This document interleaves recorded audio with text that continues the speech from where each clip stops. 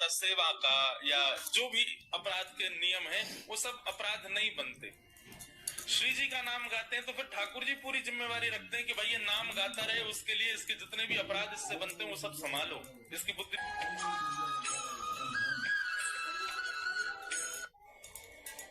वैष्णव को कम से कम 3 निष्ठाओं का पालन करना चाहिए, तभी उसका वैष्णव धर्म निभता है।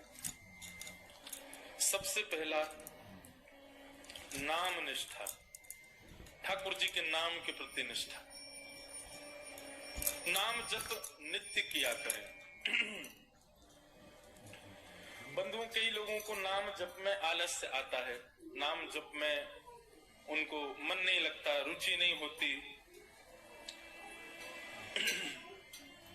पर सदा याद रखें कि नाम औषधि है।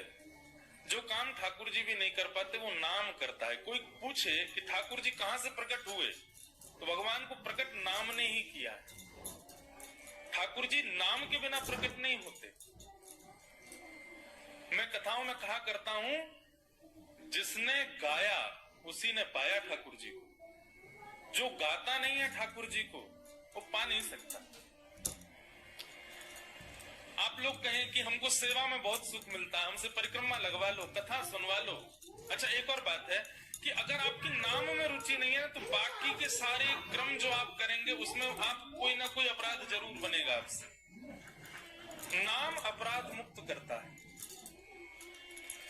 क्योंकि बहुत बड़ी बात है कि जब आप ठाकुर जी का नाम गाते हैं ना, तो स्वयं श्री जी आकर के आपके सब अपराधों को क्षमा करने का पूर्ण प्रयास करती है। एवं श्री जी की कृपा से आपसे फिर अपराध नहीं बनता सेवा का, या जो भी अपराध के नियम हैं वो सब अपराध नहीं बनते। श्री जी का नाम गाते हैं तो फिर ठाकुर जी पूरी जिम्मेवारी रखते हैं कि भाई ये नाम गाता रहे, उसके लिए इसके जितने भी अपराध इससे बनते हैं वो सब संभालो, इसकी बुद्धि। नाम का बहुत महत्व है, इसलिए धीरे धीरे प्रारंभ करो। पहले 11 नाम जपो, फिर 21 कर दो, फिर 51 करो, फिर 108 करो, और फिर एक समय ऐसा आए गिनती बंद करो। मैं ये बात अपनी कथा में हर जगह कहता हूं, नाम कभी नहीं गिनना चाहिए। ठाकुर जी का हम कितना जप करते हैं उसकी गिनती मत करो। गिनती करनी है तो उनकी करो जिनकी वजह से इस संसार में पुनरपि जननम पुनरपि मरणम पुनरपि जननी जठरे शयनम, ये बार बार जन्म मृत्यु का जो बंधन हमारा बंधा रहता है, जिन पापों की वजह से, जिन हमारे दुष्कर्मों की वजह से, गिनती उनकी करो। मानव का स्वभाव है, वो दूषित कर्मों को छुपाता है, अच्छाइयों को प्रकट करता रहता है। उल्टा होना चाहिए, अपने द्वारा किए गए श्रेष्ठ कर्मों को छुपाइए। नाथ द्वार दर्शन करके आए तो तब तक चैन नहीं पड़ेगा जब तक आप 10 लोगों को बता नहीं दो हम नाथ द्वारा गए। वृंदावन गए, वृंदावन में जाकर के संतों को भोजन कराया तो तब तक चैन नहीं पड़ेगा जब तक पूरे व्हाट्सएप के ग्रुप उन सब में भेज नहीं दो वृंदावन में हमने संत सेवा करी। कभी किसी का हृदय दुखा करके व्हाट्सएप पे मैसेज भेजते हो, बोल मैंने इतने लोगों का आज हृदय दुखाया। आज पत्नी को बहुत सुनाई मैंने, वो बेचारी रो रही है, ये किसी को बताते हैं हम? नहीं। मैंने पड़ोसी के साथ में दूषित कृत्य किया, उसके साथ गलत किया, उससे ईर्ष्या करी, इन सब का प्रकाश नहीं करते, इन सबको छुपा के रखते हैं। हम प्रकाश करते हैं अपनी योग्यताओं का, कभी नहीं।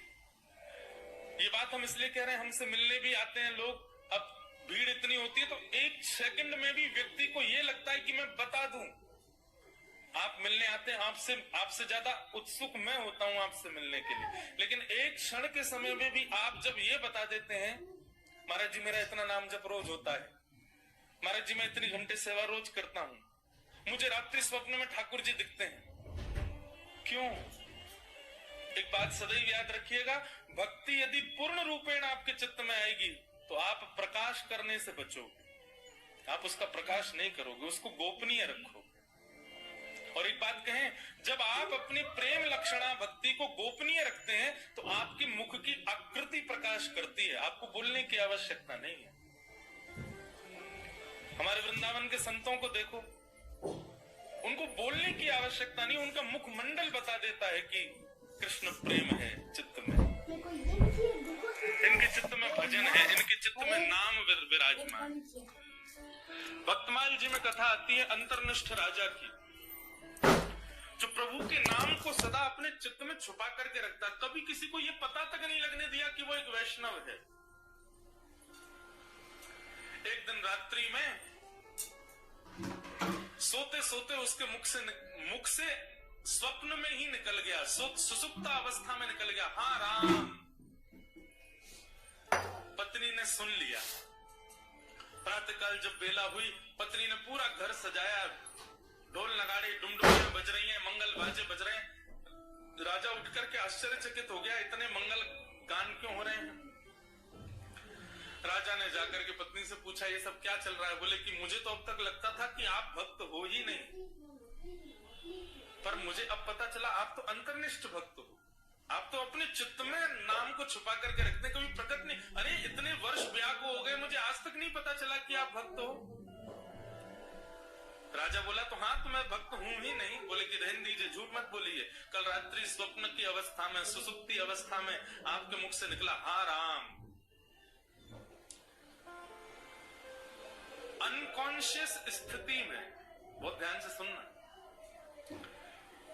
आप कैसा बर्ताव करते हो, क्या बोलते हो, वो बताता है कि आप वैष्णव हो कि नहीं। आपका बुद्धि विवेक सब बिल्कुल संयमित है और उस समय आप भक्ति भाव में रहो, ये सामान्य बात है। लेकिन कभी ऐसी स्थिति आ जाए जहां पर आपको ये भी नहीं पता कहां क्या करना है, कैसे करना है, क्या मुझे होना चाहिए, ऐसे अनकॉन्शियस जब हो जाओ, तब आपके मुख से जो निकलता है उससे पता चलता है कि आप कौन है। अंदर जो है वो वास्तविक तभी निकलता है, और विशेष रूप से निद्रा की अवस्था में। निद्रा की अवस्था में बंधुओं, नाम जब अपनी तीव्रता में पहुंच जाता है ना, तब व्यक्ति निद्रा में भी, जब जैसे अंगड़ाइयां लेते हैं या फिर हम करवट बदलते हैं तो मुख से स्वर निकलता है। लेकिन नाम जब अपनी तीव्र अवस्था में पहुंच जाता है तो निद्रा में भी श्री राधा, राम, कृष्ण, ये नाम ही प्रकट होता है मुख से। ऐसी स्थिति हो जाती है तन की। उस अंतर्निष्ठ राजा को जैसे पता चला कि मेरे मुख से राम नाम निकल गया, पत्नी से बोला, देवी अब तुम राजपाट संभालो और सब संभालना, अब मैं जीवित नहीं रह सकता। पत्नी बोली, क्यों? बोले, मैंने सदा जिस नाम को छुपा करके चित्त में रखा, अपनी पत्नी तक को नहीं पता चलने दिया। वो नाम जब मेरे मुख से निकल गया, मतलब मेरे तन का त्याग नाम ने कर दिया, अब मैं जीवित कैसे रह सकता हूं।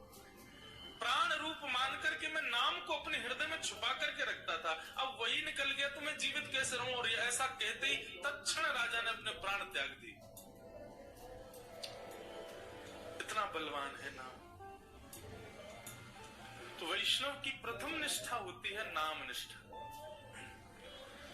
आज मुझसे किसी ने प्रश्न किया, नाम जपने की विधि क्या है। ये विधि विधान जो होते हैं ना, श्लोकों के लिए होते हैं, मंत्रों के लिए होते हैं, नाम के लिए कोई विधि नहीं। जपात सिद्धिर जपात सिद्धिर जपात सिद्धिर न संशय। उठते बैठते खाते पीते हंसते हर समय जपते रहो, नाम है ठाकुर जी का। आपका गुरु मंत्र जो है, गुरु श्लोक, गुरु मंत्र जो आपको मिला है, यह 12 अक्षर मंत्र है। जो मंत्र की विधि है, उसके लिए तो आपको आसन चाहिए, स्वच्छता चाहिए, एक जगह बैठना, मन एकाग्र होना, ये सब चाहिए। पर नाम तो आप हर समय जप सकते, हर समय, हर क्षण। तो वैष्णव की सबसे पहली निष्ठा है नाम निष्ठा। इसलिए नाम को प्रारंभ कीजिए। अच्छा, नाम के प्रति 2-3 बातें ध्यान रखिएगा। नाम जपना भी एक सेवा है, और जैसे मंदिर की ठाकुर जी की सेवा है ना, उसमें अपराध नहीं होना चाहिए, उसमें लगन होनी चाहिए, उसमें तत्परता होनी चाहिए, उसमें स्वच्छता, शुद्धता और हृदय में प्रसन्नता होनी चाहिए। ठीक वैसे ही नाम भी एक सेवा है। जब आप कृष्ण बोले तो आपके चित्त में त्रिभंग लली वरहा पीड़म नटवर वपुः कर्ण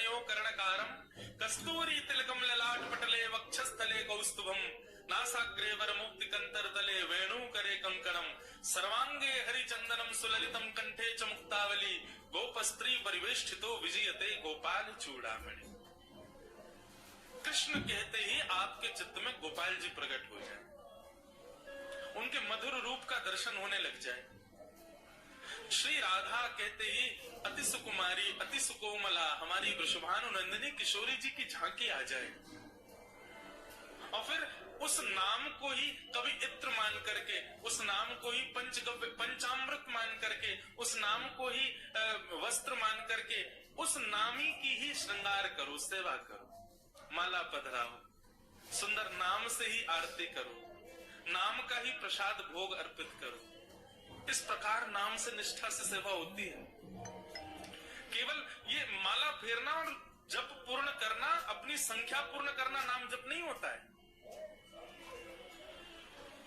चित्त में कुंज का निर्माण करो, सुंदर यमुना जी बह रही हैं, सुंदर हरे भरे वृक्ष हैं, पीछे सुंदर सुंदर गिरिकंदरा दिख रही हैं, बीच में एक सेज सजी है, उस सेज पर हमारे श्याम सुंदर विराजे और नाम चल रहा है। नाम वृक्षों में भी दिखे, नाम सेज पर भी दिखे, नाम यमुना जी में भी दिखे, नाम पीछे के सुंदर गिरिकंदरा में भी दिखे, और नाम ठाकुर जी में भी दिखे। पर उसी नाम के जल से ठाकुर जी को अभिषेक कराया, उसी नाम के जल से ठाकुर जी को प्रक्षालन किया, उसी नाम के जल से, उसी नाम से ठाकुर जी को वस्त्र धारण कराया, उसी नाम से इत्र धारण कराया, उसी नाम से प्रसाद, उसी नाम से ही ठाकुर जी को आरती और उसी नाम से बलैया। ऐसी पूरी एक सेवा की विधि है। उस सेवा को मानसी रूप में करते हुए नाम जप करना, ये नाम निष्ठा है। ऐसे नाम जप होता है। नाम जप का दूसरा रूप, आज जितना हुआ है कल उससे अधिक होना चाहिए। अगर नाम जितना आज है कल भी उतना ही है और बल्कि परसों कम और हो गया तो इससे नामापराध होता है। नाम बढ़ना चाहिए, नाम बढ़ाओ। नाम के प्रति दूसरी भावना, कोई यदि आपसे पूछे कि आप क्या जपते हो तो पहले परख लीजिए, यदि वो अधिकारी हो तो ही बताइए, नहीं तो उसके सामने प्रकाश करने की आवश्यकता नहीं है। अपने आप को ऐसा बता दो, नाम तो कुछ करते नहीं, महासंसारी हैं हम तो, पापी पामर जीव हैं। अपने आप को मत दिखाइए कि आप नाम जापक। कोई यदि पूछे और लगे कि हाँ ये वैष्णव है, कोई गुरुजन पूछे, हम पूछ ले, हम तो वैसे हम भी संसारी हैं, हम पूछे तो मत बताओ। कोई संत पूछे, कोई महापुरुष पूछे, कोई वैष्णव पूछे तो उनको उजागर करो, सबके सामने उजागर नहीं। यहाँ लोग बताते फिरते हैं कि हम कितना नाम जप कर रहे हैं, क्यों नहीं, ये नामापराध है। सबके सामने अपने नाम का प्रकाश मत करो। भाई अगर किसी भाव से आपका प्रेम बढ़ रहा है, उस भाव को गोपनीय रखो ना, उसको प्रकाश करने की आवश्यकता क्या है। तो नाम में इस बात का ध्यान रखें कि अगर कोई व्यक्ति अयोग्य, किसी को मत मानो, लेकिन यदि आपको अनुभव हो जाए कि ये वैष्णव भाव में नहीं है, बस ऐसे चलते फिरते पूछ रहा है, तो उसके सामने अपने आप को मूर्ख ही घोषित करो, ये मत बताओ कितना नाम जपते, नहीं तो नामापराध होता है। तो सबसे पहली वैष्णव की निष्ठा होती है नाम निष्ठा। वैष्णव की दूसरी निष्ठा होती है तुलसी निष्ठा। उसके तन पर यदि तुलसी स्पर्श नहीं है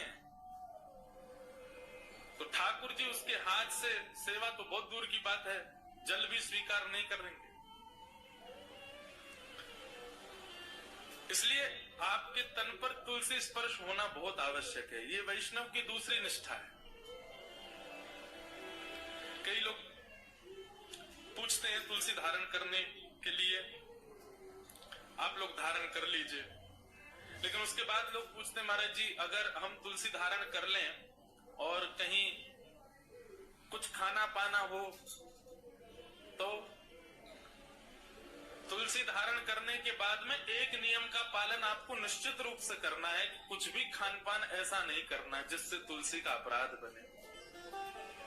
और यदि आपने कहीं गलती से तुलसी जी के धारण के पश्चात कुछ ऐसा खान पान किया है तो दूसरे दिन उन तुलसी जी को यमुना जी में पधराओ, आना पड़ेगा। भोपाल से वृंदावन ही आओ, तुलसी जी को पधराओ, क्षमा याचना करो, ब्राह्मण भोज कराओ, संतों के चरणों में प्रणाम करके क्षमा मांगो, फिर दूसरी तुलसी जी ठाकुर जी के चरणों में अर्पित करके फिर धारण करो। फिर ये वचनबद्ध हो जाना कि अब नहीं करेंगे।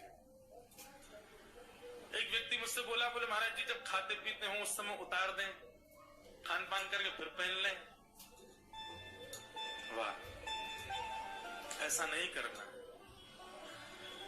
मन में एक भाव आता है कि श्री तुलसी जी आपके कंठ में विराजमान होने के लिए अपने रूप का त्याग कर देती हैं। वो एक पौधे के रूप में होते, वृक्ष के रूप में होती हैं। ठाकुर जी को सुख देने के लिए नवीन नवीन अपने अंदर पत्रों को प्रादुर्भाव करती हैं, ठाकुर जी की सेवा में जाएंगे। लेकिन आपके कंठ को सुशोभित करने के लिए और आपके तन के कल्याण के लिए वो अपने उस रूप का त्याग कर देती हैं, अपने आप को छिलवा देती हैं और उसके बाद माला बनकर के आपके गले में विराजमान होती हैं। इतना बड़ा त्याग तुलसी जी हमारे लिए करती हैं, हम उनके लिए ये सामान्य सी वस्तु नहीं छोड़ सकते। इसलिए तुलसी निष्ठा, तुलसी जी को धारण करो। तुलसी जी गले में धारण होने के बाद में जैसे ही आप कुछ भी पाते हैं, पहली बात तो प्रसाद ही पाएंगे। प्रसाद पाते जैसे ही कंठ से नीचे जाएगा, कंठ में तुलसी जी है, नीचे जाते उसमें जितने दोष होंगे सब समाप्त हो जाएंगे। तुलसी जी कंठ में धारण है और उस समय आपने जलपान किया तो जलपान जैसे ही तुलसी जी के यहाँ कंठ से नीचे गया, तुलसी जी का स्पर्श होते ही वो साक्षात श्री यमुना जी का, श्री गंगा जी का जल हो जाएगा, ठाकुर जी का चरणामृत हो जाएगा। अरे कहा करते हैं, आप स्नान करेंगे और जैसे ही जल अपने सिर पर डालेंगे, आपके मुख पर आकर के जल जैसे ही तुलसी जी का स्पर्श करके सर्वांगीण अंग पर जाएगा, वह भी दिव्य किसी पवित्र नदी का रूप धारण करके, उनके जल का रूप धारण करके आपके तन को पवित्र कर देगा। तुलसी निष्ठा। कई संप्रदायों में तुलसी जी का भाव ऐसा धारण करो, पर स्नान के समय मत करो। उसमें ऐसा भाव है कि तुलसी जी का जल चरणों में आ जाएगा। तो सब संप्रदायों के अलग अलग भाव हैं। कहीं पर ऐसा भाव है कि तुलसी जी का जल तन पे जाना चाहिए तभी पवित्र होंगे। तो अपने अपने गुरुजनों की प्रणाली के अनुसार आप उसका कर सकते हैं भाव। कई मन में भाव रखते हैं कि हम शौचाचार के लिए जाएं तब तुलसी जी को उतार दें। आपके भाव के ऊपर निर्भर करता है, आपका भाव कैसा है, उस अनुसार आप उसका पालन कर सकते हैं। नहीं तो शास्त्र और संतों की आज्ञा तो 24 घंटे आपके कंठ में तुलसी होनी चाहिए। तो दूसरी निष्ठा क्या है? तुलसी निष्ठा। और तीसरी और सबसे विशिष्ट निष्ठा एकादशी निष्ठा। वैष्णव को एकादशी व्रत निश्चित करना चाहिए। एकादशी के दिन अन्न में पाप का निवास होता है और उसके कारण एकादशी के दिन, अब यहां पर भी एक बात आ जाती है, भाव की बात आती है। देखो, भाव प्राधान्य जब हो जाती है ना बात, तो फिर वहां पर नियम नहीं चल पाते। बहुत ध्यान से सुनिए सब लोग। अब हमारे राधा वल्लभी है और हमारे हरिदासी वृंदावन के, वहां पर अधिकतर एकादशी नहीं मानी जाती। क्यों? उनका भाव ऐसा है कि भाई ठाकुर जी का भोग है, कल हमने ठाकुर जी को भोग लगाया, वो अन्न था जिसको हमने भोग लगाया, प्रसाद बन गया। अब आज एकादशी, हम उस प्रसाद में फिर ये कर रहे हैं कि नहीं आज एकादशी, आज तो हम इसको पा ही नहीं सकते। तो ठाकुर जी का भोग, उसमें एकादशी पर अन्न कैसे हो सकता है? हम प्रसाद को अन्न कैसे मान सकते हैं? इसलिए कहीं ये भाव उत्पन्न ना हो, इसलिए कई हमारे आचार्य चरणों की प्रणाली में भाव से एकादशी का नई नियम माना जाता। पर आजकल के मॉडर्न जमाने में करवा चौथ भी नहीं रखती कई माताएं। क्यों? अरे मेरा ब्याह हुआ, मेरा पति इतना फल फूल रहा है, उसके लिए मैं भोजन क्यों त्यागूं? मैं तो खूब रच रच के पाऊंगी, इसलिए माताएं पाती हैं। देखो कितना भी आप पाओ, लेकिन जब करवा चौथ के दिन कोई माँ कोई बहन अपने पति के लिए व्रत करती है, एक दिन के लिए किया गया व्रत वो शोभनीय लगता है, सुंदर लगता है, उसमें कोई पीड़ा नहीं, सबको अच्छा लगता, बल्कि माताएं सौभाग्य मानती हैं कि हम व्रत करें। और आजकल तो भाई लोग भी करते हैं पत्नी के लिए। अच्छा है, आप लोग ज्यादा एक्सपीरियंस्ड हो, हमको नहीं पता, लेकिन हमारे लिए तो एकादशी जो है ना, हमारे प्रियतम के लिए ये करवा चौथ का व्रत है हमारा। हम अपने श्याम सुंदर रूपी प्रियतम के, अच्छा लोग कहते हैं आयु बढ़ती आदि आदि, जो भी कुछ भी बढ़े ना बढ़े, लेकिन हाँ करवा चौथ का व्रत जब माँ करती है तो उसका अपने पति के प्रति प्रेम बढ़ता है। पति को भी लगता है मेरे वजह से बच्चा भूखी प्यासी बैठी सुबह से। भाई सेक्रीफाइस जो होता है ना, ये प्रेम में बहुत आवश्यक है। और अन्न जो है ना, ये हमारे प्राणों को धारण करता है। अगर हम उस अन्न के प्रति एक दिन का सेक्रीफाइस करते हैं, उसमें कौन सी बड़ी बात है। और भाई ऐसे सेक्रीफाइस यदि अगर रोज करो, सब जानते हैं एकादशी कैसी होती है, कुटू की पकौड़ी, कुटू की कचौड़ी, समा के चावल, मखाने की खीर। अगर व्यक्ति एकादशी वाला फलाहार नित्य करने लग जाए तो 7 दिन में 5 किलो वजन बढ़ जाए उसका। आप बाकी के दिन इतना नहीं पाते जितना एकादशी, और एकादशी के दिन तो कई लोगों को वैसे तो 3 बार पाएंगे, नाश्ता, भोजन, रात्रि भोजन। एकादशी के दिन 6 बार पाते हैं। बोले हमारा व्रत और है, बार बार कहते और है इस बात को, व्रत है आज हमारा। सब बातों की बात एकादशी करनी चाहिए। और उसके पीछे भाव क्या है, हम अपने प्रियतम के लिए बस हमारा भक्ति में प्रेम बढ़े, हमारी प्रेम लक्षणा भक्ति बढ़े, हमको वो और प्रिय लगे, उसके लिए हम व्रत कर रहे हैं। अन्न जल का त्याग करके, फलाहारी होकर के व्रत कर रहे हैं। पर हम एक बात आपसे निवेदन करें, एकादशी में कुछ चीजें और मिलाइए। व्रत का मतलब क्या होता है, हमने एक पर्टिकुलर वस्तु का त्याग कर दिया। पर एक बात मेरे मन में कभी कभी आती है कि अन्न का त्याग करना कोई बहुत बड़ी बात नहीं है। आजकल के बच्चे सो करके उठते 12 बजे हैं, और 12 बजे उठते हैं तो फिर भोजन पानी उनका ऐसे ही अस्त व्यस्त ही रहता है। आजकल के बच्चे एक समय ही भोजन कर लें वही बहुत है। तो भोजन का त्याग करना कोई बहुत बड़ी बात नहीं है। कई लोग बिना भोजन के भी निकल जाते हैं, बिना भोजन के भी रह लेते हैं। ये उस समय बड़ी बात थी जब और साधन नहीं थे, जब हमारे पास में टीवी नहीं था, हमारे पास में फोन नहीं था, इंटरनेट नहीं था, ये सारी आधुनिकताएं नहीं थी। तब मानव का एक ही काम था, काम करो भोजन पाओ, काम करो भोजन पाओ। भोजन ही सब कुछ होता था। उन कालों में उस भोजन को त्यागने के लिए व्रत की विधा बनाई गई। पर आज वास्तव में व्रत उस वस्तु का होना चाहिए जिसके बगैर आप एक क्षण नहीं रह सकते। उस वस्तु का व्रत होना चाहिए। तो कई बातें हैं, एकादशी में 2-3 चीजें जोड़िए। आप आज की तो निकल गई, अगली एकादशी आवे तो जैसे जो आपका अवगुण है, जैसे कई भाई लोगों को, कई लोगों के अंदर